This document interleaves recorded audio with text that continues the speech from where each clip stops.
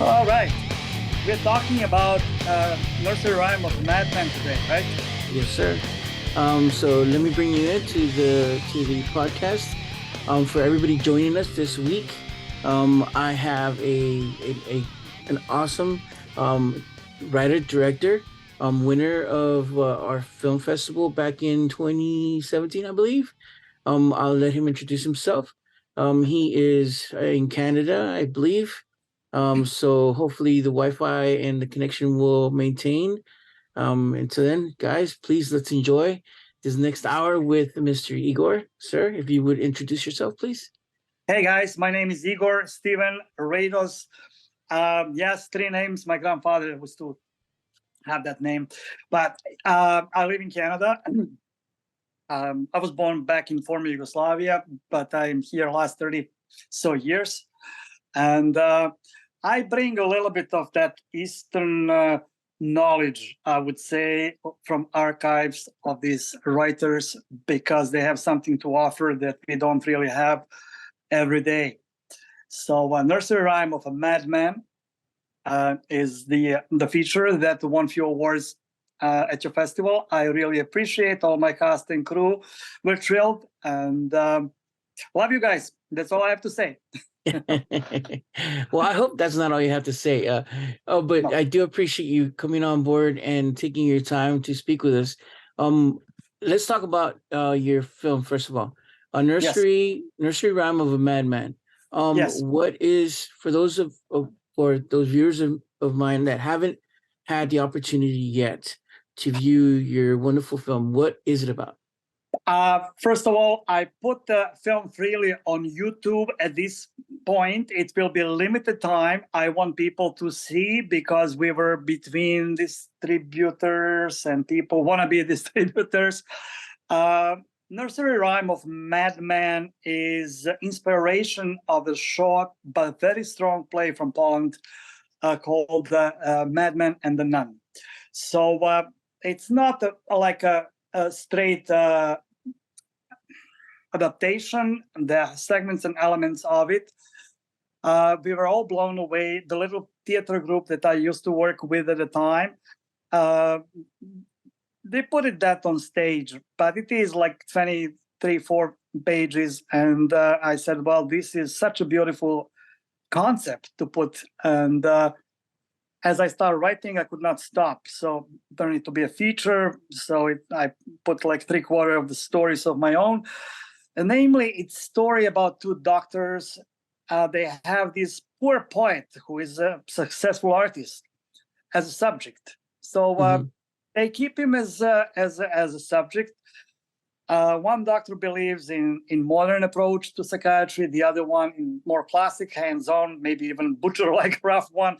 Yeah. And this poet, as being celeb, gives them little touch to their institution and pushes their celebrity status. A poor guy, he just would like to run away and write. He doesn't want to be a subject of the whole thing. So there is a lot of symbolism you can feel right away. And that these two doctors, they represent these yin-yang powers of the world, and maybe greediness of the East and West, or North or South, whatever you want to name it.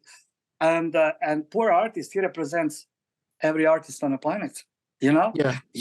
You wanna create, you wanna write. You don't want to listen to politicians and being clamped and being ripped apart.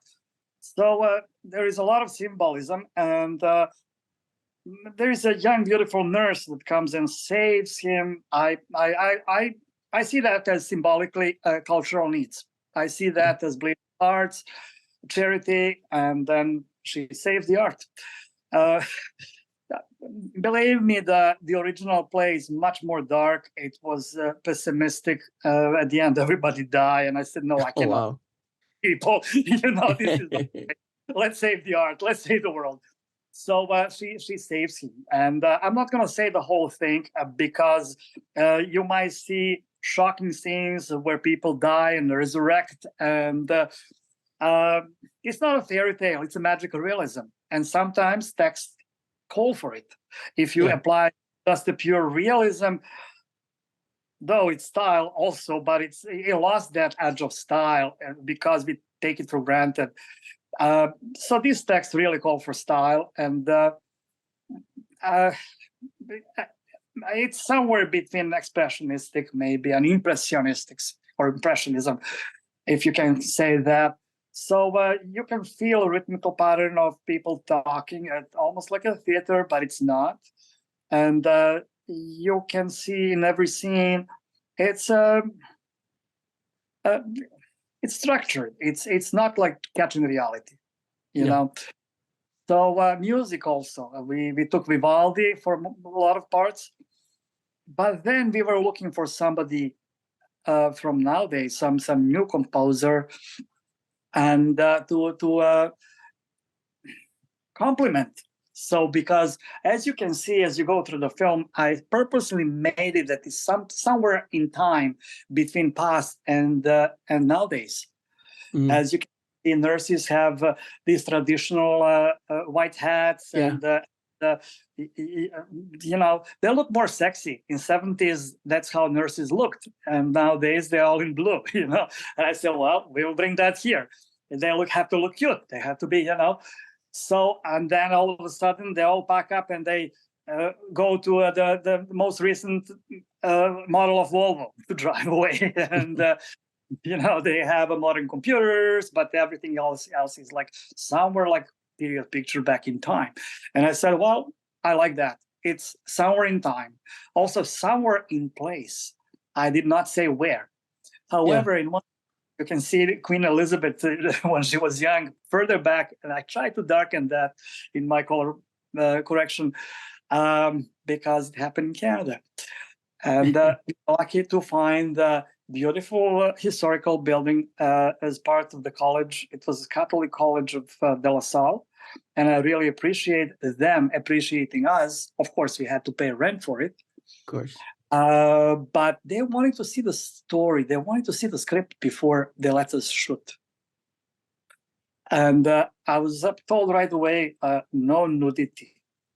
I said, well, of course, no nudity. I mean, it's private college, but it's also Catholic college. And I said, well, but we have little blood scenes. I said, yeah, it's okay. And they read the script, took them a week. And they come back and say, it's okay. And guess what? They gave me such a low rate for rental that no other places could beat. And it was exactly the place we wanted it. So it's old house, like a few centuries back. When you look at it, it becomes a character of the film, actually. It really did. I love the setting. It complemented the story because it gave it that dark, almost... I don't want to say noir because it wasn't noir, Victorian, almost like a Victorian-esque feel to the story, even though, like you said, it had modern depictions of the vehicles, and even the dress was kind of 50s, 60s, and then the nurses were certain different other styles. So you had a mixture, a hodgepodge, but it was really well done. So, but yeah, the housing was beautiful, and I love. And I was going to ask you about that later on as we progress in the podcast about the structure itself, because it became a character, actually. Yes. Funny enough, the people were looking for a good couple of years as I was developing script and rehearsing with actors. You will see that actors are really well rehearsed. And it might be a side effect that certain films would not carry. This kind of text, first of all, required certain style to be brought in. If it's just realism, it would be Shalala story. So equally, we had to find the location that will play. And took us some time to find the location. Luckily, city of Toronto is a good mix of old and new buildings. And we have a lot of Hollywood productions for a reason, not just, you know, hardworking crew. And dollar is cheaper. Canadian dollar is $0.75. So a good incentive for you know, these producers to come over and bring the project to shoot and then go back to edit in Hollywood. Yeah. But also this city offers like thousands of locations, nightclubs, bars, and they are from all over the world. You can find the Middle East, you can find Tokyo, you can find England, whatever you want. we were looking for something that we don't have to overpay because, first of all, it is independent project. Mhm. And my actors, they were not union actors. We have this little theater group called the Toronto Theatre Academy. So I was lucky to have all this bunch together to support me, and I supported them. So the deal was actually, okay, guys, let's put this film. I'll put money. I'll borrow. I'll go through corporate channels to get it. But let's commit. And commitment that I've seen was through rehearsal, because we had a long time getting together and rehearsal. And once you have that, I knew that we are on the same page. That I'm not going to have somebody just walk off the set. At the beginning, I had people that told me, this is not for me. I appreciate that. But luckily, it was told at the beginning. If I was looking for a main character, also, we had audition. You have hundreds of people come, and then you select maybe a 10%. And of this 10%, maybe just few guys are usable. We ended up with a member of our team. Yeah. The guy who has been acting before, but now became a theater light designer, and then so I can do this. And guess what? He was better than all of these guys. So I said, okay, Chris, you're with us, and let's do it. So by rhythmical pattern of the talk, you'll know that they rehearsed it. Yeah. No, I have a quick question about that. Yes. I do appreciate that you hit it on the nail when you said the rhythmic pattern of the way they speak, because it was interesting when I was watching it. At first, I was like, and you said it clearly. It's almost theater-esque, because you're watching them and you're thinking, would this be a theater production? Even though it's a film, the way they spoke wasn't natural, but it was within the context of the frame of the film. You know what I mean? The way everything was put together, it made sense. And it was so interesting because I had never seen a film, within that kind of almost nuance of speaking, to where it's not natural, it's not over the top theater, because when you're theater, you're projecting and everything, but it's almost that pattern of speaking to where you're like, okay, wow, they're on beat. They got a certain beat that they're carrying through and through with each other. And it was so awesome to see it being played well with each other. You know what I mean? It was a daring move, to be honest. If you overdo it, you're out. If you underdo it, you're going to have some crappy realism. There are a few films recently done by Hollywood. Denzel Washington actually directed, is it Fences or something? And he did an excellent job. And whole pattern of rhythmical talk. It was a few years back. It was, I believe, nominated for Academy Award, if he didn't win. I forgot. And then most recent production of, was it Stalin or something? Where you have all these bunch of famous actors coming and they almost like recite. So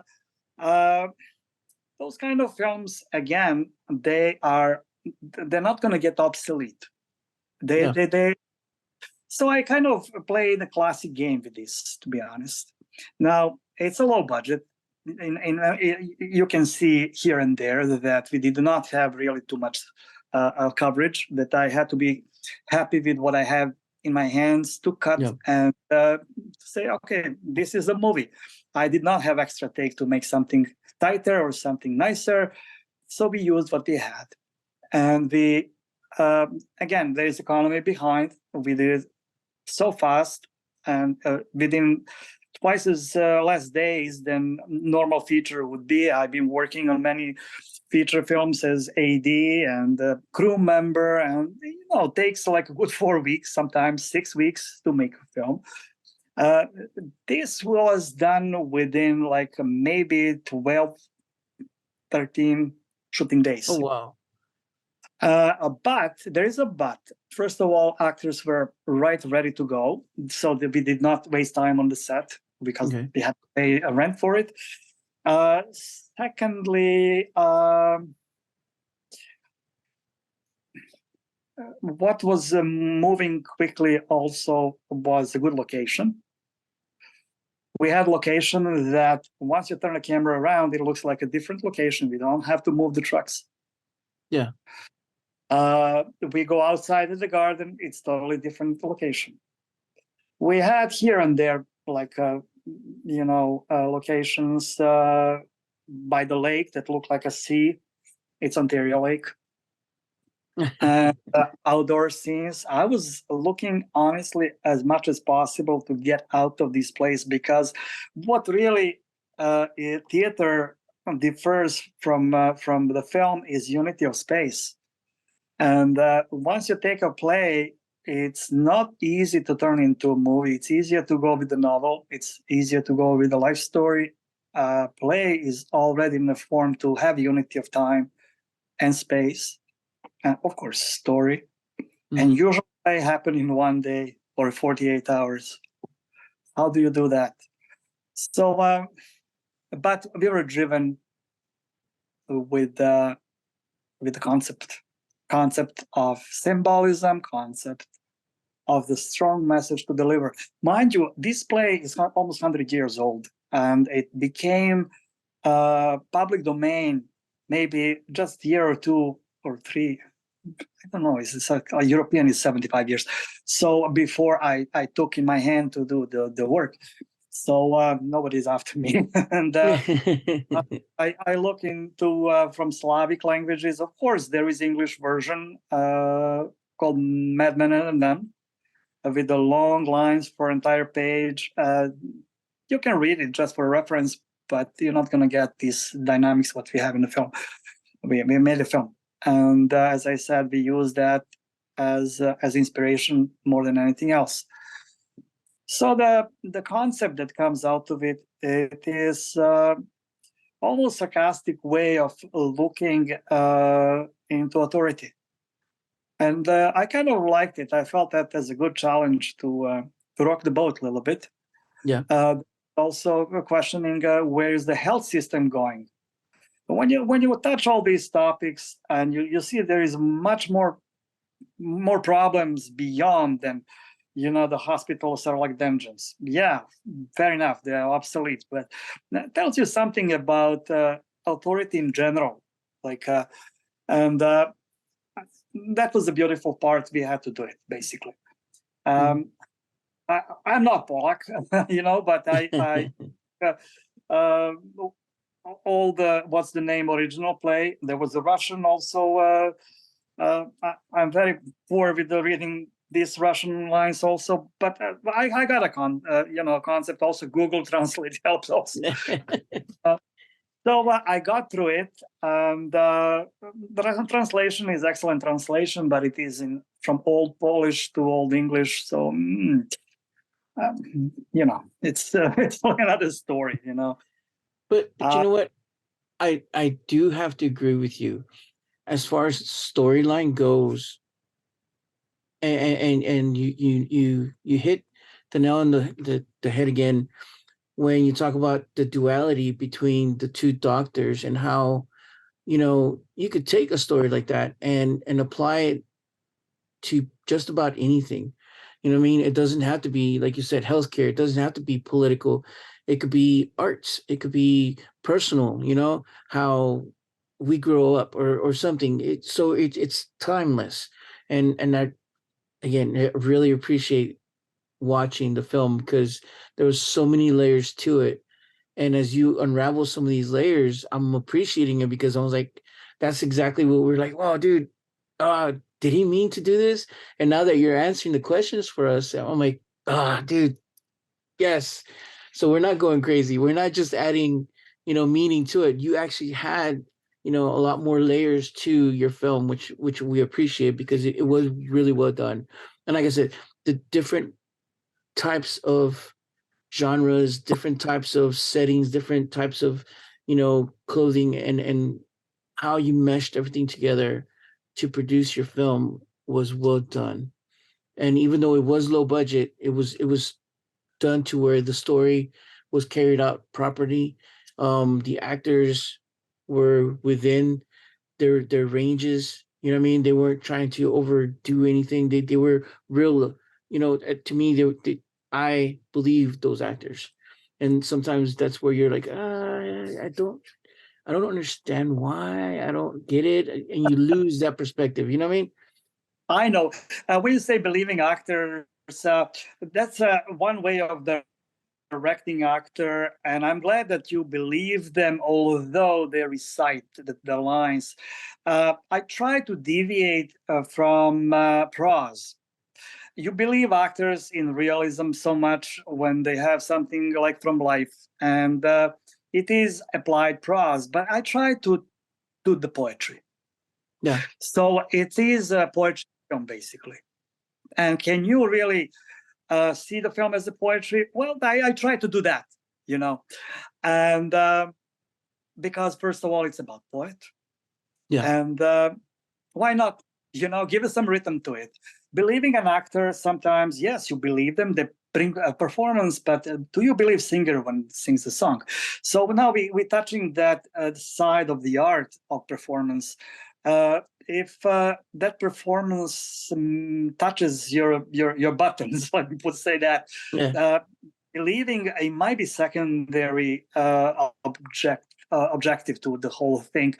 Maybe the beauty of it, maybe the pattern. The movies that you want to watch again, already you saw them. Sure, you believe it, and you got information, but it's not just information. So there are certain subconscious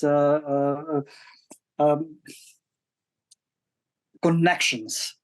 Yeah. That become now the philosophical question. Okay, what is that? Is it art? What is art? Many philosophers could not answer the question. But bottom line comes to that loop, that connection between art piece and yourself, spiritual connection. And when you look at good painting, even though you're not academically literate for painting, but there is something in this picture that keeps you watching, sucks you in, and you don't want to go. Then there must be some art in it. So every form of art, if you can touch your audience with some spiritual connection, that's lovely. Yeah. So we are all trained by watching the whatever we have realism on screen, and of course the number one, do you believe the actor or not? But I try to kind of deviate from that. And do you like his style? Are you with him? Do you dance? Is your heart dancing with him? That's my question, and or with the story. And now looking to believe, we have that people getting back to life. So yeah, believing or not, it's like but you like it. That's a horror. We have all of a sudden we found the bridge that this poor Anna pushes across the bridge when she steals the boys out of the psychiatrist, and she crosses the bridge, and there is a rainbow in the before the tunnel, entering the tunnel. And so, oh my God, like there's a designer in this city that made these tunnels just for our movie, for God's sake, This is like, of course, it's not. The tunnel was there for the last many years, but it's very interesting. Really? Yeah, in the park, in the heart of the city, it's a big park, and you can see rainbow colors as following the bow of the tunnel, and entrance of the tunnel, and it's a walking tunnel. And so, oh my God, like, is there anything better? Do I have to look for something else? She has to push that, and then there is a light at the end of the tunnel that tells you in symbols a lot, Yes. So the colors and light at the end of the tunnel, and then finally, at one scene, they end up in the graveyard, And here he is. The poet gets off the wheelchair and he touches the gravestone of his, probably one of the gravestones, and that's his soulmate that passed away many years ago, that actually broke his heart, and he ended up in but he touches that and then turns around, looks Anna, and they connect with the look. And I found the beautiful gypsy music. They call it the gypsy blues or something, Russian gypsies. Yeah. And really melts your heart. And they go away. And like that, in that cemetery, there was a beautiful hill. They push that wheelchair with the cases. They have these bags and the suitcases on top of the hill, and they leave that thing on top of the hill, the wheelchair. They grab the suitcase and they walk beyond the horizons, and they disappear behind the hill. We took a long length camera for a camera. It cost us a lot that day, so we can take everything in one long take. That they walk and they disappear behind the hill. And aesthetically, artistically, that's the end of the film, basically, because concludes a lot. There's a lot of symbolism there. That wheelchair that is left behind, that's the past they left behind, and they left the graveyard behind, and they disappear behind the hill. Of course, I mean, I didn't stop with the film there. I had to give a closure to a regular Hollywood trained audience, so to make happier, and to see, the police officer comes in to save the world too, and maybe you didn't notice, but they had a secret shake at some point, handshake. No, and they I didn't whisper see something that. to one. Yes, first time when the police officer comes into the hospital and asks, "Okay, where are the bodies?" Bodies were there in the morgue, but they disappeared. These guys got up. One, I guess, the drug passed him. The other one faked his death, basically. But that's something that I have to explain, so I don't lose the audience. In reality, it's a magic realism. It's something happening, and we all experience. It's not that one person see it. It's not something that is strangely happened to character that see something. Then we're talking surrealism, right? But magic realism is presented to everybody, and we enjoy the ride. And whether we believe it, we like it. And as I said, our heart dances with him. Lovely. So we got a poetry. And you see our poet comes all roughed up and like, and aren't you supposed to be dead? So, well, I guess not. And he introduces himself, and he's a poet and a free thinker. And then he gives him a handshake, and they exchange a look. From that point on, the police officer is connected with the poet. He doesn't even listen to these Dr. Schmucks around. And that is another stepping stone to save the art. And not just the nurse, but again, there are certain people, they, would support a good charitable things. So it's a little touch, it's small touch, but I say, well, okay, I mean, poor nurse is by herself, the other people in being interested for society to function as a clockwork and properly.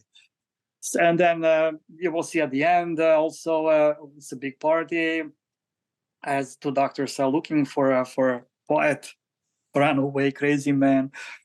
He is having a evening with the master, and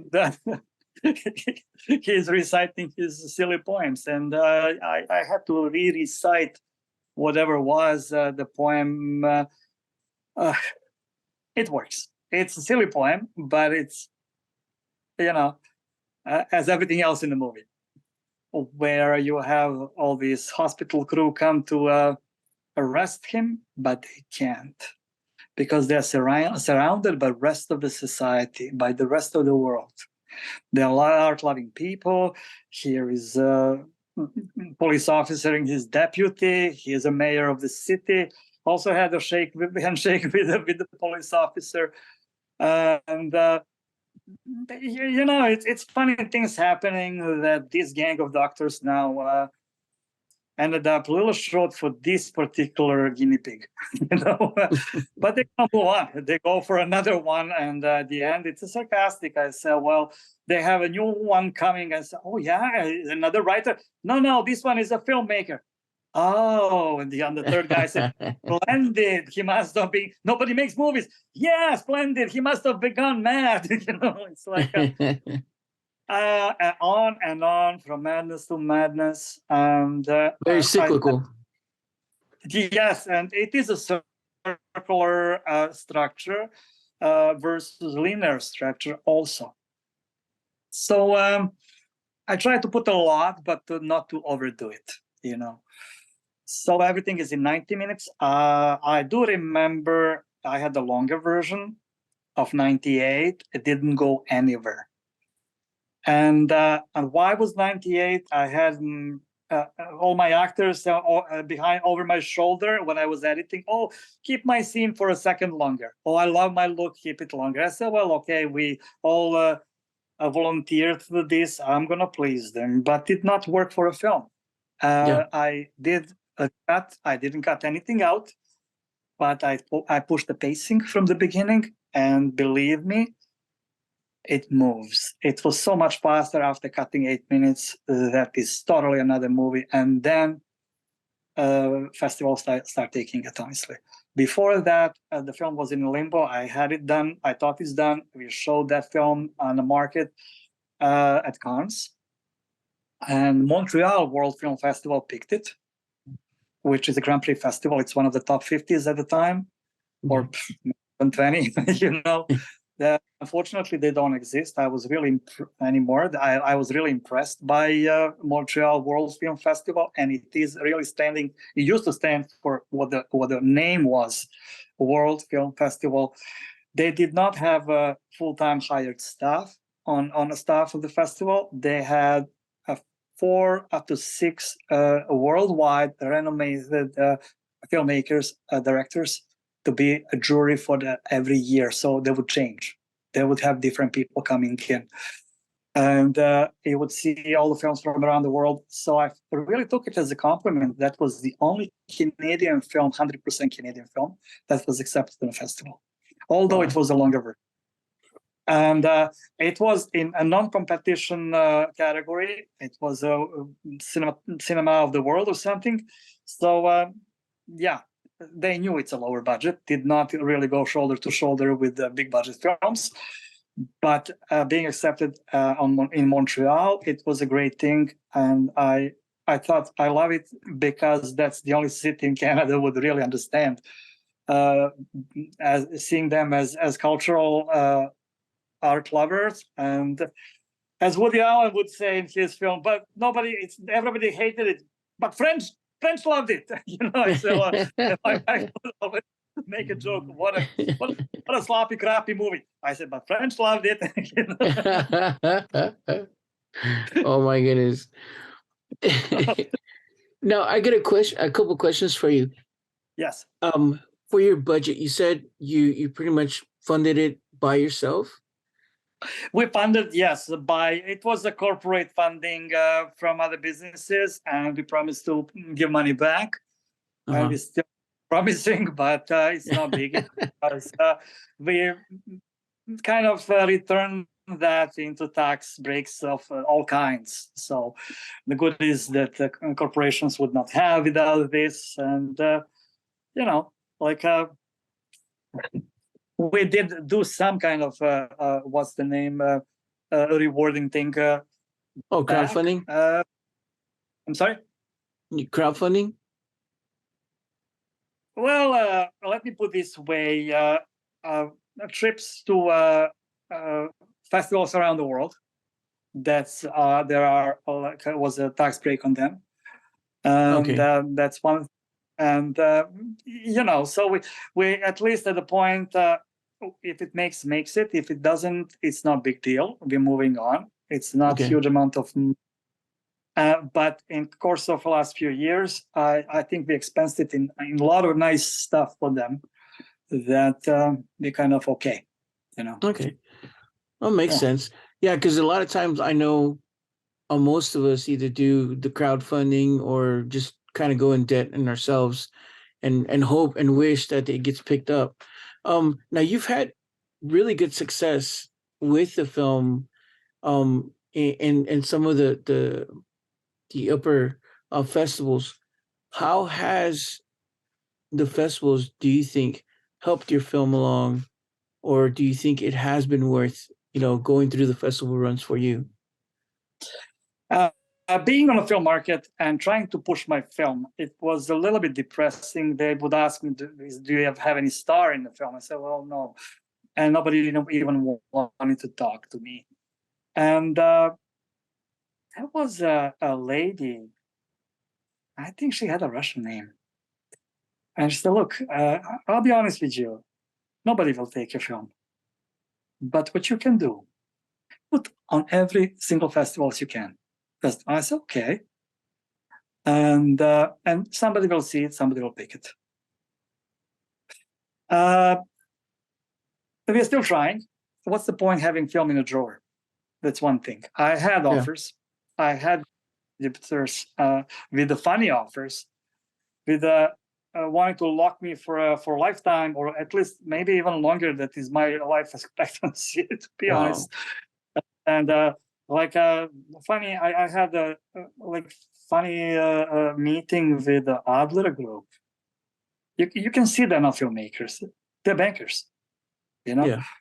And I had a meet.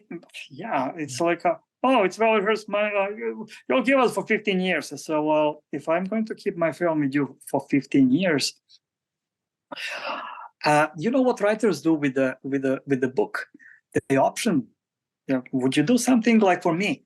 Because I put money. I owe money to some people, and oh no, we don't do that. So the whole circus of film market comes to that: how to trick the filmmaker to take over the property.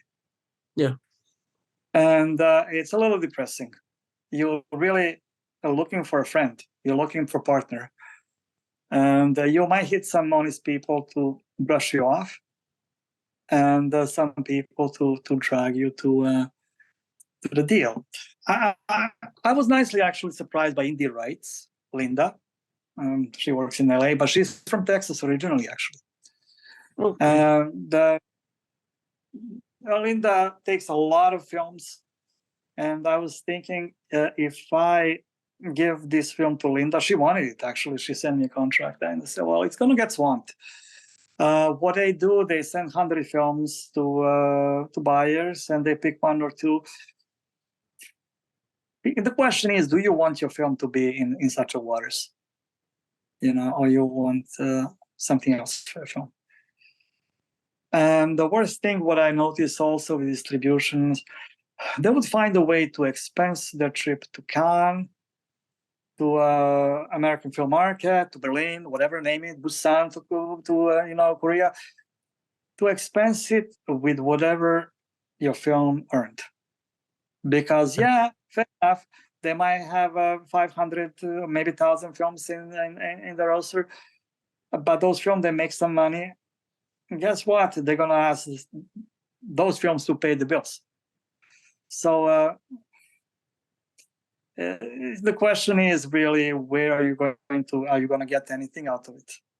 I also had a German company, something like Luna Production, and they were interested a couple of times. They've seen it, not once, but I believe they found something more interesting to them in the meantime, so they give me back, and then again, and if you have something else, yeah, right, I have to go again and get some more money from somebody to make another film that you might like it. So fine, the film itself is stepping stone to a new project. That's number one, and stepping stone to all the actors. My director of photography, who was a long,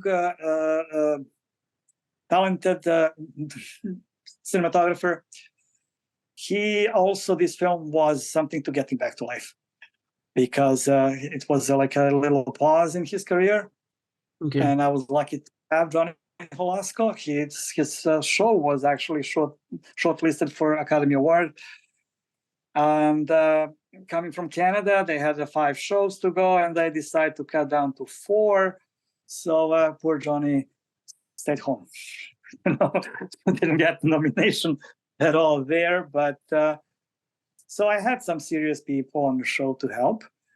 And again, John Holasco is serious with his craft. And when he saw the building also, he knew we were on the same page.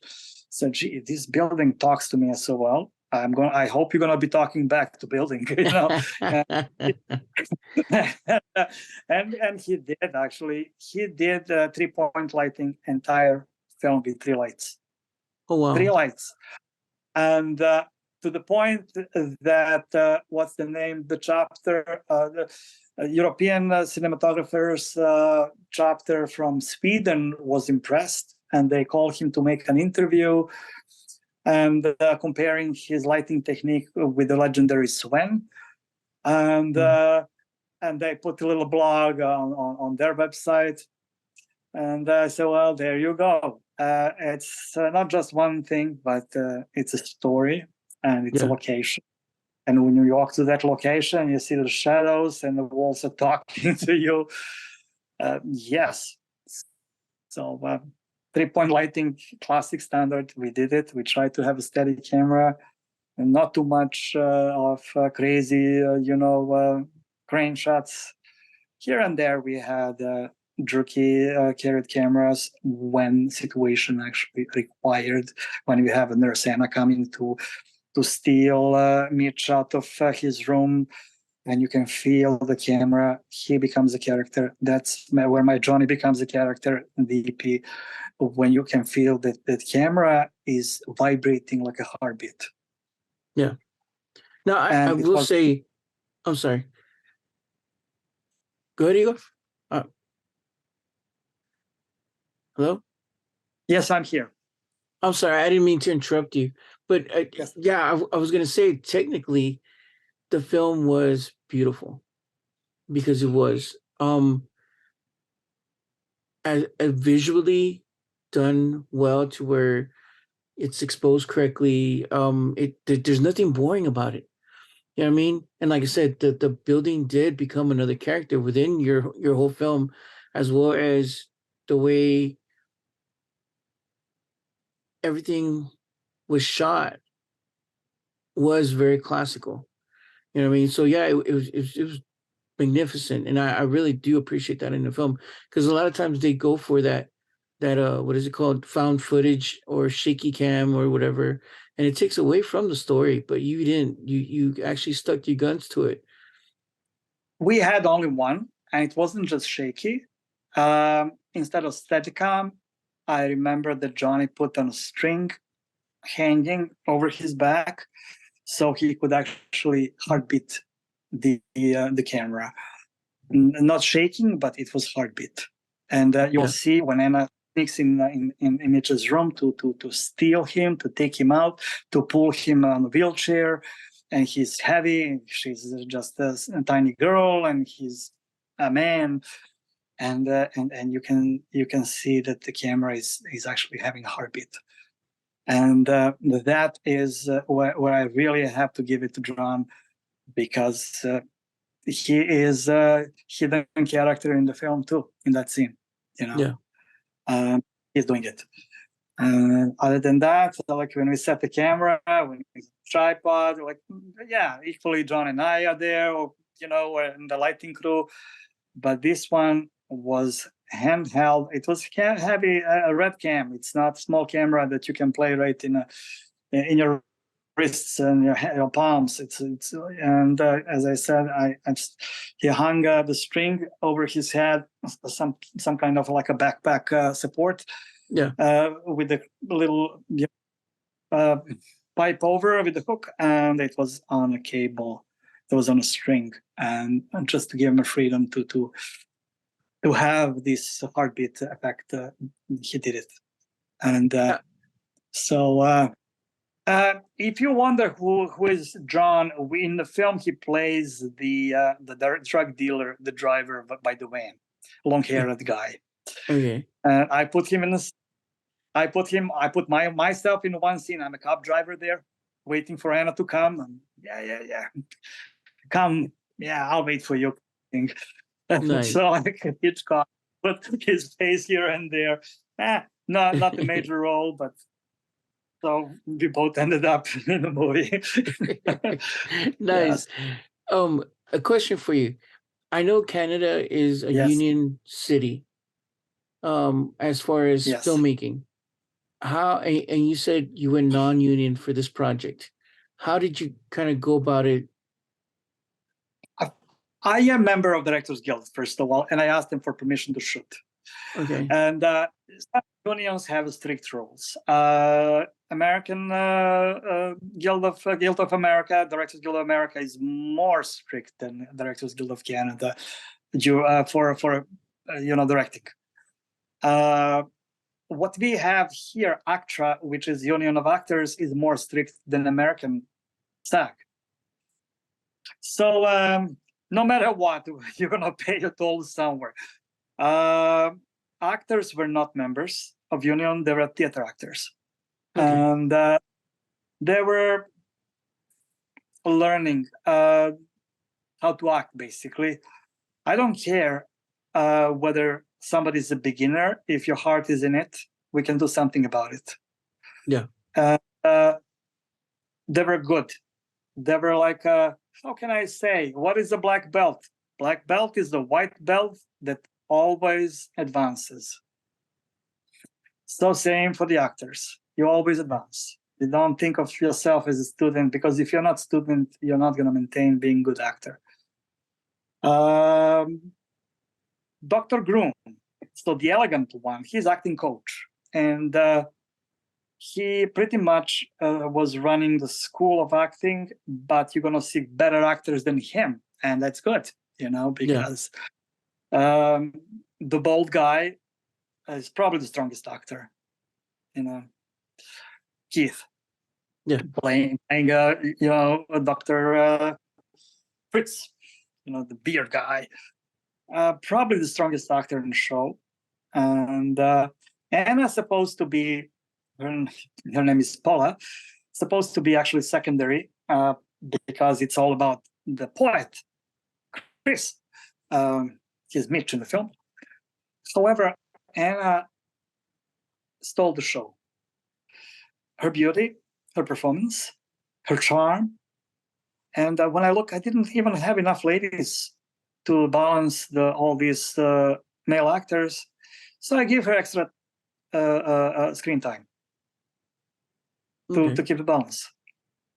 So when you think of the film Nursery Rhyme of Madman, you might think more about Anna as, she's a secondary principal, rather than when you look at the four principals, there's like two doctors and a patient, and then nurse comes in the game.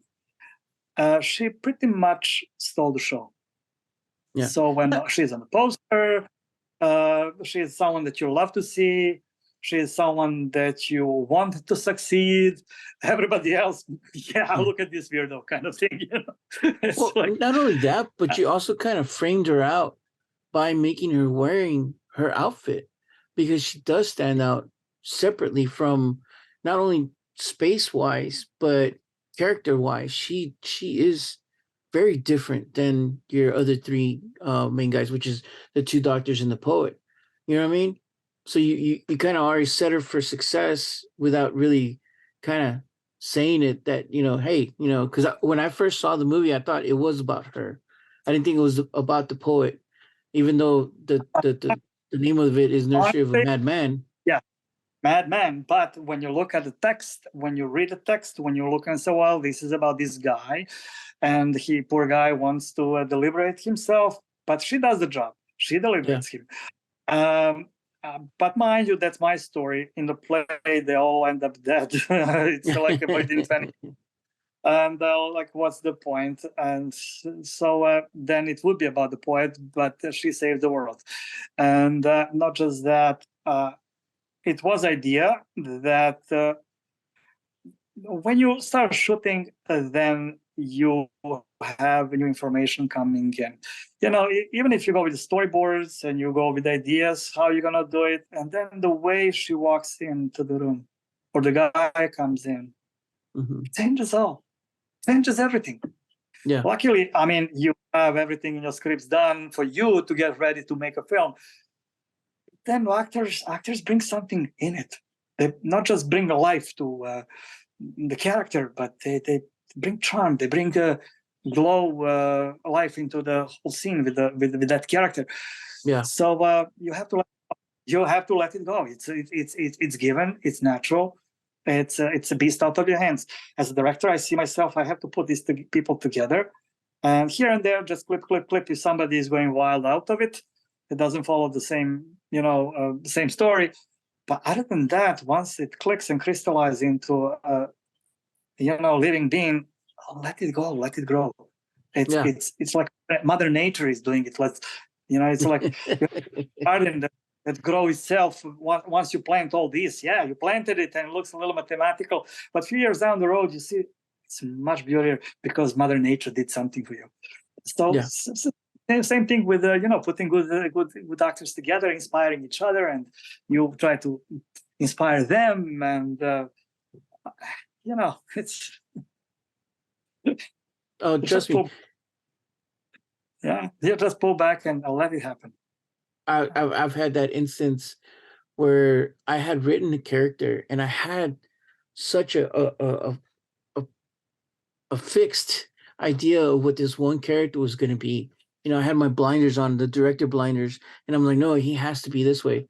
And then, like yourself, I had an actual person come in, or an actor come in, and he portrayed that character in a totally different light. And I was like, wow, that's him. That's I was blown away. Like you said, it was so natural, so well. As director, I kind of learned pretty early then to listen before I talk. So especially when it comes to reading around the table, the text will tell them what to do, but they will present it their way. They will create a relationship while reading. And me as a writer, I can only sit down and listen and make marks, how stupid I was here and how stupid I was there, how I did this, and how come I have the same word being 7 times repeated on the same page. But it's a process. It's it's in layers, and we all learn. And I also mentioned, somebody asked me, do I insist in rehearsals? Yes, I do. Yes. Not so much for performance. That's actors' space, but for new discoveries, both for me, myself, an actor, and actors as well. I love that. And we discover a lot, and I can add something to the line. I can have people personalizing the lines. Somebody cannot say your lines the way you wanted it, but hey, say it your words. Nice. You're my man. You're my character. So it's lovely. Let them take creative part, because you don't want crew members, especially if they're not paid or not paid enough, or actors, talents. You want them to be creative. You want to give them that space, and they feel rewarded just with the fact that they're part of it. And that's why they're there anyway, for creative. So it's collaborative creation. It's lovely. I love that. I love that, Igor. I love the fact that you could separate yourself as a writer and then as a director, because sometimes we have issues. I know when I started doing stuff in school, I had an issue separating myself, because as a writer, I had that preconception of who or what, how, why everything happened in my world. But then as a director, I wanted to be like, well, I'm the director. I'm telling you, this is how I wrote it and so forth, yada, yada. But then, like you said, you grow out of it, because you're like, fuck that. Let's make beautiful such a dangerous slope.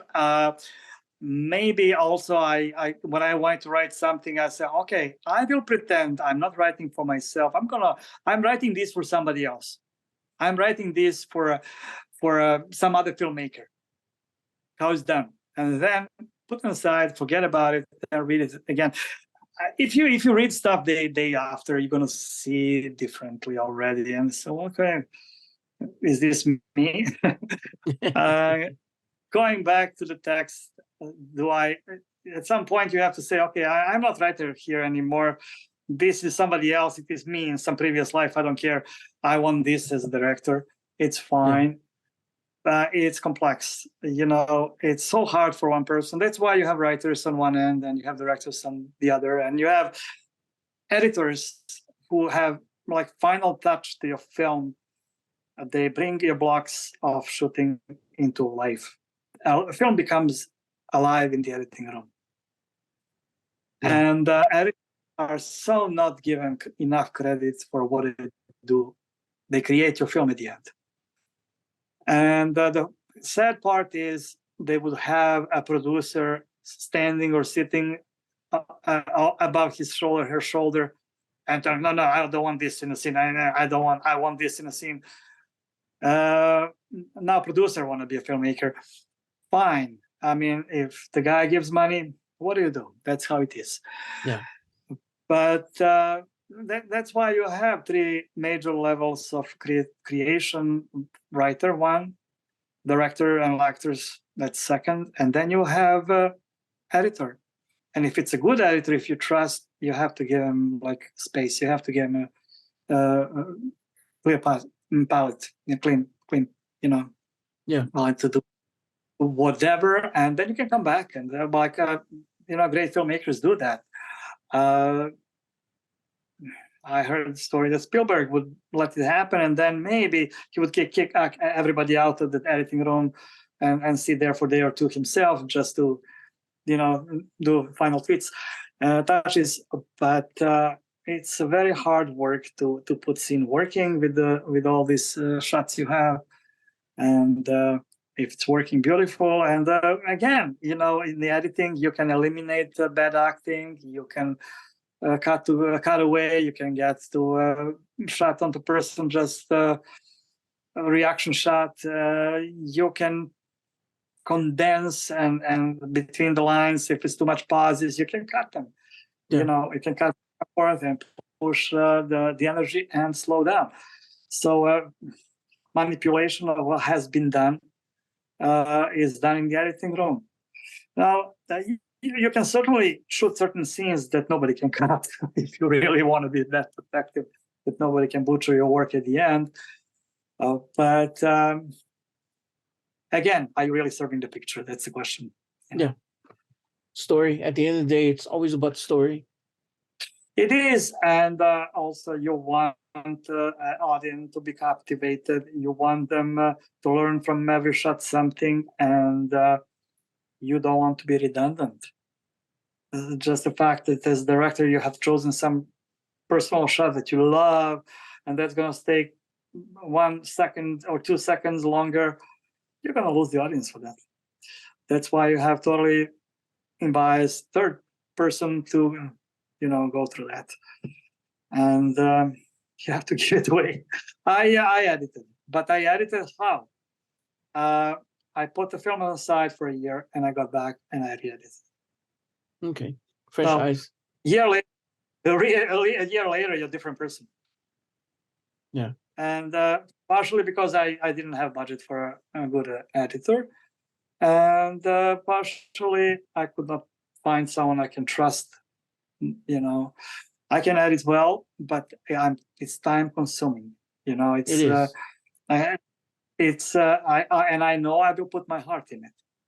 I'll spend thousands of hours to make sure that the scenes are connecting together and working. Once you have that done in industry, it will be, buddy, we have to move on. And you see something as almost unfinished, great movies with good potentials, and you can see they're not really edited to the end. There is a lot there, and they're either too long or they did not understand the importance of editor. Yeah. Now, before we close out and everything, do you have any new projects that you're working on? Because I know you kind of alluded to it earlier, but I didn't kind of ask you then about, current or new projects up ahead. I am working at the moment. I'm between a few projects, and I have a personal. It's not my story, but story that I heard, and it's a drama. It's a social drama called Unwanted, and it's about trafficking children. And it's a sad chain of profiteers from around the world. What I do to the newborn babies and how they get stolen from parents, and so it's a little bit serious topic. It's like I have to put the second thought to it. And then second one, it's called Johnny Goes Postal, and it's done by script was written by Joan Vannon. Again, needs a lot of work there too, but it's a comedy. It's a comedy drama. It's about she works in postal office and she goes postal because she finds that the boyfriend is cheating on her. His trip in England did not really was waste of time for him, So and then she ends up in so many comical scenes how she revenges, and So we have to see what are we going to do with that one because I'm not the writer of it. I suggested her, to bring more into the script. And then third one was called Cake, written by Canadian veteran filmmaker Alan Moyle. Alan Moyle was also the writer, and his Good Days. Pump Up the Volume was his film. Oh, beautiful movie! I love that movie. Yes. So Alan is a great guy, but we could not really. We're still negotiating how we're gonna, approach this piece. It's actually written as a play as well. Okay. And he did it. He did a good job. But it's sitting in his drawer for last 15 years and 20 years almost. Oh wow! So yes, I'm down. Yes, I'm going to see him and try to talk to him about if he can find a way to kind of meet together with what he wants and what I can afford to have this. And again, it's another writing involved. It has to be adapted from the play structure to the film. So it's like a lot of work, and so we have to see what of these three projects will kick in first. And about the documentaries, I'm not really. It's more like impulsive shopping to me. I did a documentary about.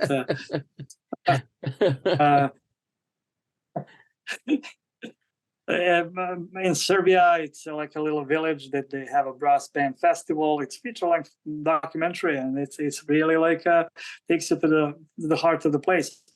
That village of maybe a couple of thousand people grows into 500,000 people, and you find people from Chicago, you find people from Australia, from New Zealand, Israel. They're going crazy. Why? Because brass bands in competition. 1 week, they all get drunk. They all have amazing food cooked, in clay pots for days. Yeah. I call it Serbian detox because you so don't know where you are for 7 days that you really detox yourself for everyday life with everything. Oh, wow. And that's also available on what's the name YouTube right now for free. It's called Guča. That's the name of the village in the mountains. Guča, Serbian detox. So how they detox in Serbia? They eat, they drink, they go crazy, and they for 7 days, and that's how you detox. Wow, so, I want to detox like that. It's actually a nice place to go and visit. It's, as I say, it's a nest between among the mountains. So it's a very interesting place. Nice. And then you trumpet playing right in the spot echoes through the mountains. It's something that you have to be there. But documentary can give you a little idea what it's all about. Nice. Yeah. So where can we find you as far as like media, not media, I'm sorry. Your interwebs, as well as where can we find the movie? It is enough if you key my name. Igor is Igor, and Rados is Rados. Yeah. There's no mistake. If you put my middle name, you might even have more websites coming. It's Steven with PH. So Igor Steven Rados, and everything will open. You will find my website. You will see these films. Also, Nursery Rhyme of Madman. You will find it. There are a lot of trailers, but you will find a full-length movie as well. So, yeah, nowadays we live in a global village. You can find online a lot of things about a lot of people. I'm transparent, so I'm not really hiding anything. So it's easy to find a lot about myself and me and the work. It's not much, but there is some to see. So. And Yes. and you did say your movie right now is in between distributors, so it's free to watch on YouTube. It is free now, and to the point when somebody say no, you can't. And yes, I kept it locked for quite some time, but there is no reason for it. And so now it's free till we take it down from Nice. YouTube. Yes. And it's, again, you could go, because I know I found it on Nursery, and I'm looking at it just to make sure. Nursery Rhyme of Madman.com. If you go to that website, it actually has a lot of information. It has all your laurels, but all the way to the bottom, it has watch the movie, and it'll take you straight to the YouTube. Yep. I hope it works. Yep, it Because works perfectly. Difficulties you cannot control, but I hope it opens, and I hope it works. Yeah, no, like I said, I just clicked on it just to make sure. That way, the viewers and listeners, if they want to watch this wonderful movie, it will take you directly to your, to Igor's webpage or YouTube page, and you could watch it there, and you can enjoy it. Even if it's too complicated to remember Nursery Rhyme of Madman, and you find Igor Rados easier, you will probably find me at the contact page of that website, and then you can go to the home, and then again you're gonna get to the same spot where you are right now. So the world shrunk since we advanced in social media, so it pretty much feels like we all in the same village. Oh, definitely. So before we go, Igor, anybody you want to thank, shout out, say hi to, or anything like that?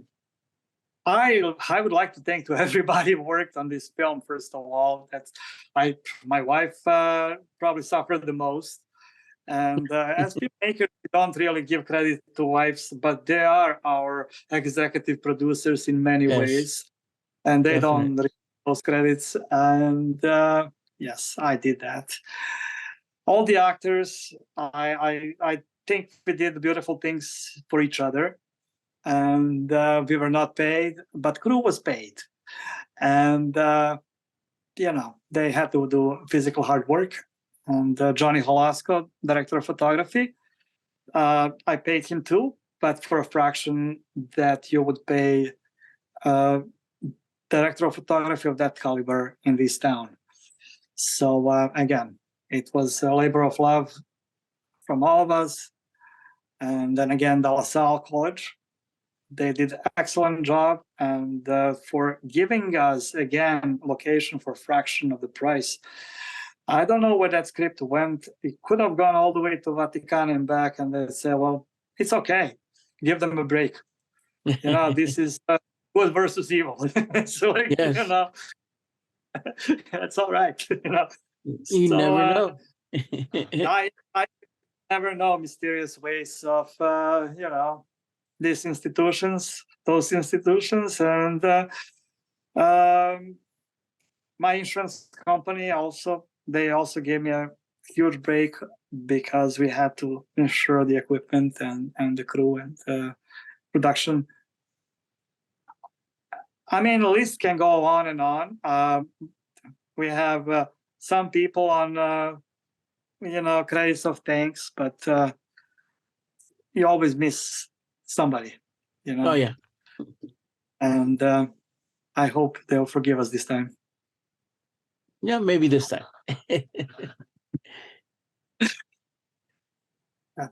Well, I'm thanking you now and your festival for taking the film, understanding the film, and it's funny how actually American festivals will take this as a more interesting. You would think this is European piece, but Yeah, there is definitely. something nostalgic in American culture for European art and taste, as exotic rather maybe.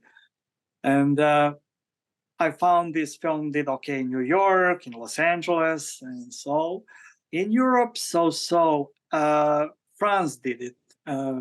There is a new festival in Cannes. It's a world film festival in Cannes. It's not the one that we think when we say Cannes International. They took it. They loved it. We won award. London, there are a few small festivals. Also, we got awards.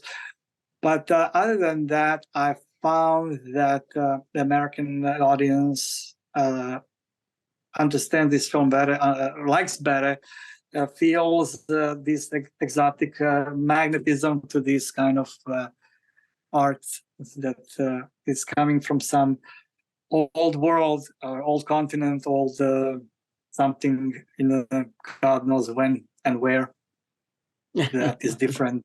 We have in everyday's entertainment or so-called plastic movies we have. Well, I definitely enjoyed the film. It was great, well done. Technically, it was on spot. But yeah, I hope people give it a chance, because if you see it just on the surface, yes, it's going to be kind of European-ish, kind of almost style of filmmaking, very nostalgic, very cross culture, cross timeline. So it's not going to be for everybody. But once you start going into the different layers of the film, you'll understand how awesome concept it is as a whole. It's a cosmopolitan concept, totally. It's a human nature, and that's what you get there. And mind you, you can also go to the website and take some still photos from the behind the cameras. There are some shots, screenshots also, if you need to enrich your program, if you want. I'm not sure how you're going to present this. But you can edit. You can have some colorways of images that you can find on the website also. Awesome. Well, I do thank you, Igor, for taking your time, because time is precious, and so I do appreciate you. Thank you very much. I thank you for submitting the film and have giving us the privilege of watching us. Because again, it's a privilege for us to be able to see a lot of people's creativity, their hard work, which again, you touched on the fact that your actors did this voluntarily, and I applaud them because it was done very well. So thank you. And for everybody that's listening or watching us right now, please follow the links, because all the links are going to be underneath. Whether you're watching it on YouTube or listening to us, we do have all the links to Igor and the film and where you could watch it. I stress it enough. The metadata matters. So hit the like, subscribe, go to their films, watch them, share them, because that's the only way we can get, the word out of independent film. We do need everybody's support because, again, we're low budget, but we're friendly and we're creative. So until then, next time, guys, keep watching film. And again, thank you, Igor. We'll see y'all next time. Thank you.